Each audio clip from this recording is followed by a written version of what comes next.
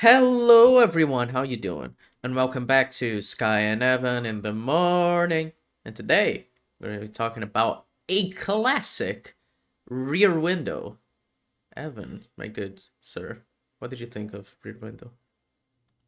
Interesting. I'd never seen it, and now like that, like I said, this is one of those all-time classics that I feel like people would be like, "You haven't seen Rear Window?" There's so many parodies, and there's so many filmmakers that have been inspired by it. Yeah, I honestly I don't know how much you've seen of Alfred Hitchcock, but I've always thought he's like a better director than he is like a character worker. I I've always felt like drawn more to like how he actually shoots his films rather than like the characters that are in it. Not to say his characters are bad, but this is one of those movies where what I honestly felt watching it was that the characters that he's watching are more interesting than like the main characters. Oh You yeah. get like such good storytelling from him looking out the window and from like the incredible sets, but I I was more drawn to those characters than I was to the main characters, which is interesting. So Yeah, I agree. I you were I'm not sure where I like sit at it because I did like it, but it's like you seemed more on the negative side, which I'm is fine. But I don't know. It was fine. It's always hard. We're going to talk about like an all-time classic. It's like I'm trying not to step on any toes or anything like that. But it's just like, sometimes like people kind of miss it. I always yeah, love that when it all times like this is a man. You watch it like it's dated yeah, slash bad, and it's like no way. I'm like you yeah. monster. Well, it's kind of how I feel. Where it's like for the time, I'm sure this was like awesome. And I mean, there, like you said, like the directing is like phenomenal, like visually with the tracking a bunch of different characters, like the sets, everything. It just looks amazing as a movie. And the acting's pretty good too. But I thought the story was a little weird, like tonally, and I don't know. I've read that people think like this is like a masterpiece in like suspense and everything, and I'm like, is it? Because I thought the movie was a Yeah, it, comedy until the last like 10 minutes. Because I thought the a entire comedy. yeah, I thought the movie was making fun of Jeff, of being like he is so bored that he created this entire scenario in his head that there's a murder in the next like you know at his neighbor's place. When in fact nothing has happened and he just created everything in his mind because he was like you know like Well, super bored. I thought that was what was going on, but then the murder turns out to have actually happened. And I was like, wait, so this entire story is supposed to be taken seriously?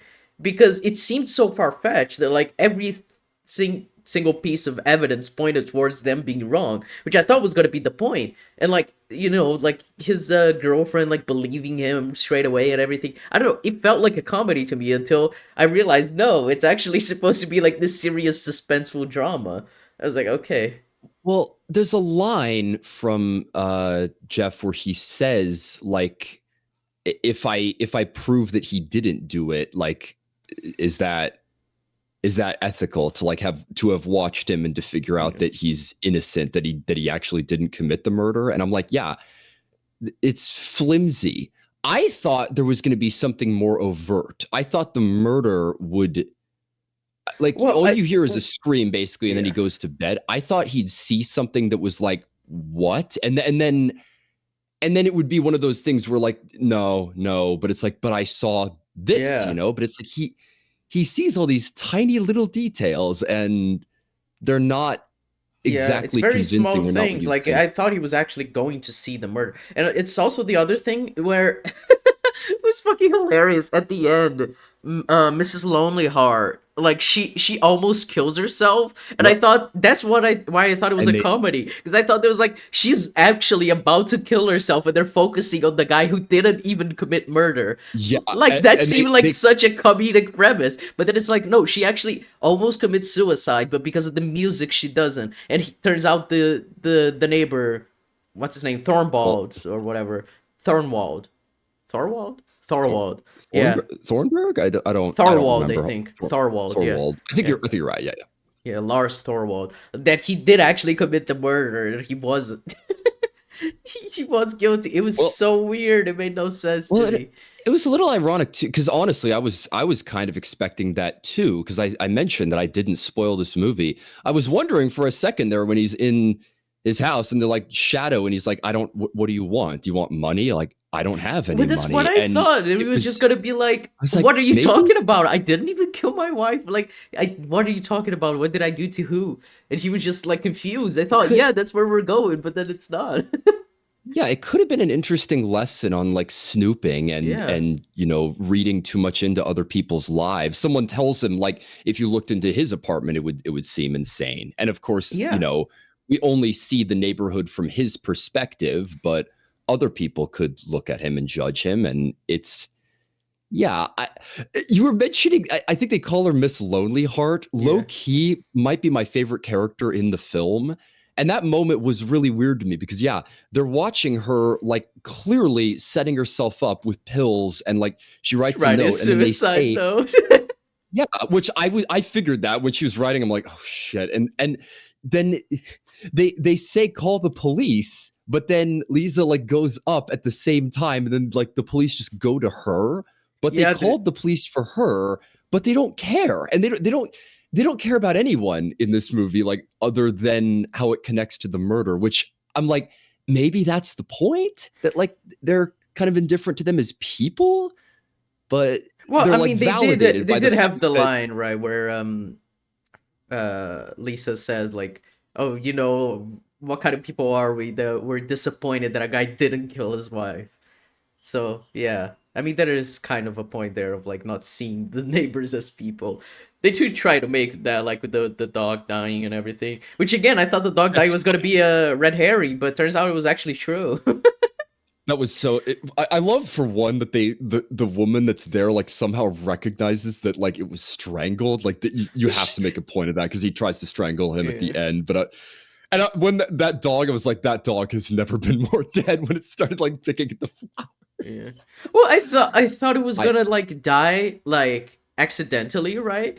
And they were gonna be like, "Oh no, you see, it proves that." Well, the thing is, I was still thinking that the murder didn't happen. I don't know. Maybe I need to rewatch this, knowing that the murder happened, and maybe it is a good like mystery suspense movie. But it feels comical. It feels like a movie trying to make a point of like snooping bad, and people deserve their privacy. But then he actually solves a murder by snooping. So I don't know. I don't know. It's yeah, weird. it's a little weird, like tonally and thematically. It's like because like I said, it's one of those things. Like they're basically they just solve the murder at the end, and it's like, well, that's it, we won. It's like okay, but It feels weird. It yeah, feels. I don't know. the Maybe it's a thing of its time. I don't know. It's 1954. Things are very different then. I feel like a movie like that nowadays would have like a very ironic ending. That seemed very well, straightforward. it's funny. Have you heard of the movie Disturbia? No. I've wanted to check that out for a while. The guy who directed his name is DJ Caruso. Not the greatest track record. It's basically Rear Window Shia LaBeouf edition. The guy, I don't know what he does, but he's put on house arrest with a bracelet around his ankle, and he has to like he can't leave his house at a certain area, and he's just stuck. And he does rear windowing basically, where he just kind of like looks out and spies on the neighbors. And from what I understand, like the supposed murder is more overt, and he calls the police, and like people don't believe him. And I don't know where the story goes. I don't know how it is. Christopher Landon, who did the Happy Death Day movies, actually was one of the writers, which is why I've been curious to check it out. But Interesting. it's I do wish that more of this movie, because you were mentioning like the mystery elements, that maybe like it would have been a better mystery had like they laid out better clues. But yeah, like he sees such small things that don't necessarily point to a murder, but in the end, he's right. And like I don't know, It's maybe they supposed to needed some be a sort of a red little. herring that would have Yeah. like given him more pause because all they really do to reflect is just looking at like Miss Lonely Heart, and they're just like, maybe we shouldn't be doing this. And I'm like, yeah, maybe. Yeah, and it's I don't know. It's like there's like so many like big points of just like showing how the the evidence just doesn't stack up their way, and like the only thing that doesn't add up was that like he had to make a long distance call, which he wouldn't have needed to call his wife if he got the letter saying that she arrived. It was like the only time I was like, oh, okay, so there is like some suspicion, but the rest is like airtight, which is why I thought it was like, oh, it's probably just a red herring, and it is. I don't know. I don't know, man. And it's like it seems to be played for laughs, like them entering the fucking apartment and her hiding as he he gets it back into his apartment, and her with the fucking wedding ring on her head. It was just like, oh, so this is funny, right? But apparently people say this is like very suspenseful and like scary, that oh, he's gonna do something, but like it felt comical to me. I don't know. I I don't want to like rag on like this like classic that everyone says is a masterpiece, but I don't know. I like Hitchcock. I love Psycho, but it's just this movie. It was weird to me. It felt like it didn't know what it wanted to say. Yeah, tone is probably the biggest thing that I've found confusing because like I mentioned, I love how it was shot, but usually, because you haven't seen Vertigo, right? No, not Vertigo. No. Vertigo is a really interesting movie. It's basically a classic noir, even though it was made like I think in 1960. It was like past where like noir films were like more popular, and it's one of those movies that even though like you not much happens in the story, like the way it's shot and the way it's presented, it's tense, and they build to the third act really well, and it keeps you guessing, keeps you wondering what's happening. It's a really interesting story. This I didn't feel that same sense of tension. For one, you're mostly with the characters like in the actual like apartment, and then the rest is him looking out. I found the actual, and that's why I found the characters he's spying on more interesting, because that's like probably more interesting than what's going on in the apartment. But for the most part, you're stuck with the main character. So Yeah. to touch on the direction here, because I got this opening scene, I was like, oh my God, Alfred, you're a genius. For one, like the credits over the like shades opening, and then they pan through.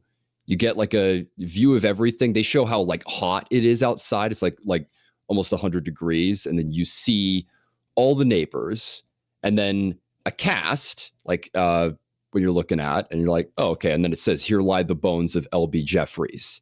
So it's like, okay, you know the main character's name all of a sudden. Smashed camera, and it's like photographer. And then the picture, which turns out to be the picture that he took, which injured him. And you just get all that through. And it's like 3 minutes of that, no dialogue before they fade to black. And you just get like pretty much all the information you need about the main character, like right before it actually happens. I was like, dude, I love this. And a lot of the movie, to this movie's credit, is like that, where Oh they yeah. do convey information well, and the dialogue is pretty sharp. It's very well They shot. do a lot when you consider that the movie is shot just inside that apartment, either inside looking out or inside, looking in. But it is like really impressive how like expressive the visuals are for a movie just set in one location. It's wild. Yeah, It's really good. and and usually from that same angle, because it's the whole thing. He's looking out of his window, and they just made the the set so fascinating, and all the characters so unique. I love the couple that just inexplicably sleep on their fire escape. I remember just seeing that in the opening. I'm like, why is that guy? There's literally a mattress out of his fire escape, and he and his wife just both sleep there. That was so funny to me, and they're the same people whose dog gets killed. But I was like, dude, that they made the NPCs interesting, and the music. I wish they'd cut that line where she says the music stopped her. It's like you didn't need that line, and it's cool at the end where she like meets up with the pianist, and I love that scene as well where they look out. The scene that gives them pause is when that guy like comes back and hurts her. But the first one where she like plays out a scenario where she's meeting with someone and like is on a date or and is having dinner and drinks like and it's that was I love that element of this movie where you get character through someone seeing and looking at them and just kind of Yeah. wondering what they're like. Well, You know, it's what's people interesting are because we interesting in never that hear regard. them, and I thought the movie was gonna like use that to like the some advantage to like to do something interesting with the killer, but they ended up not doing it. Um, but the like with the other side characters, it's all like he telling a story, and it's like it's great. The fucking ballerina, like the guy coming back from war, you know? Yeah, yeah. Like it's not like she's just like kind of hanging out with other guys or is like, a player or something like that of like she's faithful and has someone that's like just not there for her now. So, Yeah. yeah. I don't know. I It was very interesting. I really like the the storytelling, like the environmental storytelling and everything. I do wish they had done something more with the recently married couple though. They just made the joke of like they're always yeah. fucking, and then she's like, "Oh, if I knew you lost your job, we wouldn't have gotten married." And then that's the end of them. Like, I Yeah, and don't they know. like show him smoking once, but other than that, the shades pretty much down the whole movie. That was interesting. They did a lot more with the other characters they were watching, but them, it's just like, Yeah, and the real reason is to like show. There's a lot of that with the supporting characters where like they're largely married. I mean, what's the main conflict of the film? It's someone who killed his wife, and he doesn't want to get married, and it's a yeah, classic thing in movies like this from that age. There's the guy who's supposed to get married, like all your problems are solved when you like get the girl at the end of the movie. So it's you know they do that couple like works well enough in that regard for just making him kind of you know yeah, want peace, want happiness. yeah. I don't know. It was fine. Probably a movie I don't care to rewatch anytime soon. I don't Well, know. yeah, I'd because I am mixed. It's like it's relatively low. I don't know where people would rank it on Hitchcock, and I need to see more Hitchcock. I haven't seen some of his like lesser movies. Like Strangers on a Train is one that I've meant to see forever. I love the premise of that movie. I haven't seen Dial M for Murder. There's a bunch of movies from him that are lesser known that I want to watch, and I haven't seen much. But this one, I definitely prefer the other films I've seen from him to this, and yeah, I don't know. Maybe had I grown up with this movie, because a lot of, like I said, a lot of filmmakers like uh reference this film as like inspiration for tension or visual storytelling with like the window and stuff like that and perspective. And there's a lot to like at this movie, but the whole package, like it wasn't quite as solid as something like Psycho or Vertigo for me. Yeah. Well, okay. You I yeah. think the thing is, right? Because it is, you do have a movie podcast. So I assume some of the people listening are a little bit of a little cinephiles. So it is a kind of movie where like you kind of have to watch it, you know? The same with Nosferatu where we Yeah, talked about it like months ago. You kind of have to at some point if you are a cinephile. You know what I mean? yeah, well, it makes so many people's top tens. It's like 8.5, or like Metropolis. Is just there are those movies that are like such classics that even if they're like aged a bit or you don't like them, it's like required reading, And I'm glad to have seen this movie, and it there's a lot to like. Just like I said, the whole package wasn't quite there for me, but I I'm very glad to have seen this film, Yeah. and So I recommend so in that regard, but in terms of like, I don't know. Everyone seems to love it and say it's a really great suspense. So maybe I'm just wrong. But like for me, I would probably say it's like if you're looking for a suspense in that vein, it's probably, you I wouldn't recommend it. Um, I don't know. There are interesting stories about this. I mean, I watched it with Evan. What? Jesus, 4 years ago. Woman in the Window, which I thought was a pretty interesting version of this as well, based oh on the yeah, book yeah, and yeah, everything yeah. with Amy I Adams. Yeah. uh, I know you didn't I think love that there's movie, one but I did like it, so I don't know. There's one, oh man, I think Micah Monroe. It's a little different, but it's one of those things. Like, it's not like too interesting of a premise. Like, someone thinks they've seen a murder and like just investigate it themselves. Like, it's just kind of a thing. But this movie's definitely inspired a lot of other stories like Yeah. this, and it's cool when you see that. It's cool watching movies like that and being like, well, it kind of came from this, you know? Yeah, exactly. Well, it's the kind of thing like with us watching these classics is that we are seeing the origins of all of this. It's I always mention like Ocean's 11 as a movie where like when you watch it, you're like this is the most generic movie ever made, but then you realize it's the movie that started all of this. So it's not generic. Everything that came after it is copying it. We So yeah. we've got to. Have you seen? You haven't seen Ocean's 11 yet, have you? No, I haven't. I gotta recommend it at some point. I love that movie. It's Yeah. great. Yeah. With that said, it's time for me to recommend something. Um, Yes, it is. What have you yeah. got for us, Skye? You know what? I was gonna recommend something else that I've told you about, but I've decided against it. I'm gonna recommend an old movie. Just because you recommended a classic one, I'm gonna recommend a Ooh. classic one. So, which one is it going to be? You know what? Sure. I'm going to recommend The Exorcist from 1973. Oh, have you ever seen The Exorcist? I have not. My mom always says it's like one of the best movies ever made. So yeah. It it is very interesting. It's the thing is, there's so many Exorcist movies now. There's so many movies about exorcism, and like, the last Exorcist 3 kind of a thing. It's just like, Jesus Christ. That movie, what it does so well, like, I don't know. I'm sure Mike Flanagan is super inspired by it, but it's got that Mike Flanagan style where it's like very quiet and character oriented, and people remember the more grotesque moments, but that's not what most of the movie is. And it's long too. I think it's like 2 hours and 20 minutes. Like, it's not some short, exorcism. Like, it's a very introspective and character driven movie. I think you'll really like it. I love The Exorcist. Damn.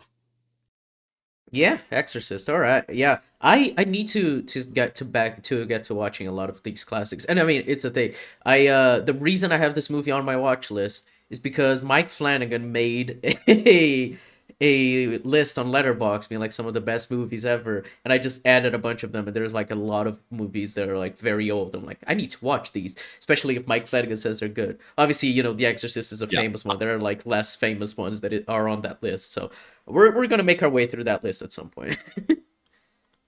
Yeah, like I said, I'm sure that he was very much Oh yeah, inspired by that film, so it's awesome. yeah. It is interesting. I might mention for us to do something with watching the Haunting, this 1963 version. I That have watched that movie. I don't think it's like an amazing movie, but from what I hear, and I just started reading the Haunting of Hill House book. It is very faithful. So I'm interested to like compare it because we both obviously love the Haunting of Hill House TV show. So yeah.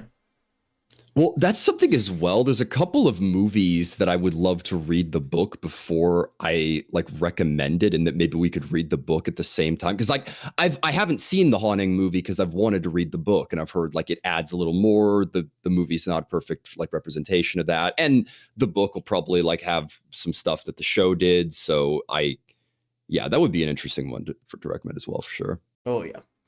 Um. Okay. That said, uh, I will. Uh, that is it for today. Sorry, my brain broke for a second there. The That is it for Exorcist today. next The week. Exorcist next week. Yeah, getting into some horror classics. I do need, as a certified horror lover, I do need to watch a lot of the, horror like, classics. So yeah, I think The Exorcist is a good place to get started with that. To watch. Another one that I'm definitely gonna recommend soon is Rosemary's Baby. My mom says that's like her favorite movie of all time. So Uh, yeah. Hmm. I'm a little more mixed on Rosemary's Baby, not gonna Hmm. lie. Interesting. We'll get around to it, and I've only seen it once, but that's we'll get there. We'll get there. Yeah. All right. So thanks for watching, folks. Catch you next week for The Exorcist, and bye bye.